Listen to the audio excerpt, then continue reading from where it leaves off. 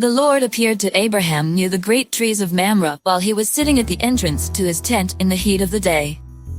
Abraham looked up and saw 3 men standing nearby.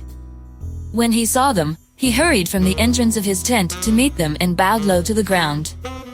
He said, "If I have found favor in your eyes, my Lord, do not pass your servant by.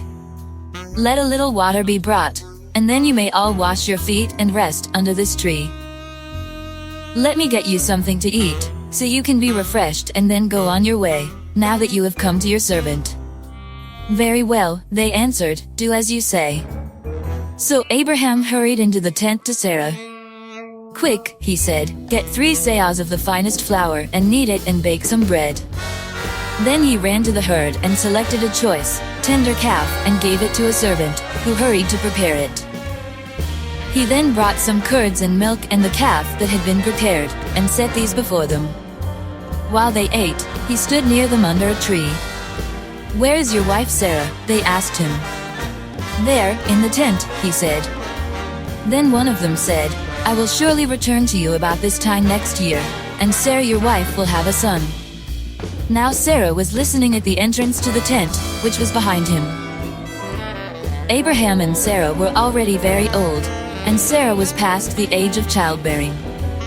So Sarah laughed to herself as she thought, "After I am worn out and my Lord is old, will I now have this pleasure?" Then the Lord said to Abraham, "Why did Sarah laugh and say, 'Will I really have a child, now that I am old?' Is anything too hard for the Lord? I will return to you at the appointed time next year, and Sarah will have a son." Sarah was afraid, so she lied and said, "I did not laugh." But he said, "Yes, you did laugh." When the men got up to leave, they looked down toward Sodom, and Abraham walked along with them to see them on their way. Then the Lord said, "Shall I hide from Abraham what I am about to do? Abraham will surely become a great and powerful nation, and all nations on earth will be blessed through him.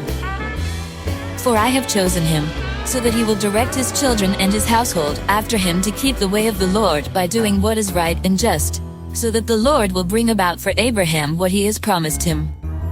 Then the Lord said, "The outcry against Sodom and Gomorrah is so great and their sin so grievous that I will go down and see if what they have done is as bad as the outcry that has reached me. If not, I will know." The men turned away and went toward Sodom, but Abraham remained standing before the Lord. Then Abraham approached him and said, "Will you sweep away the righteous with the wicked? What if there are 50 righteous people in the city? Will you really sweep it away, and not spare the place for the sake of the 50 righteous people in it? Far be it from you to do such a thing, to kill the righteous with the wicked, treating the righteous and the wicked alike. Far be it from you. Will not the judge of all the earth do right?"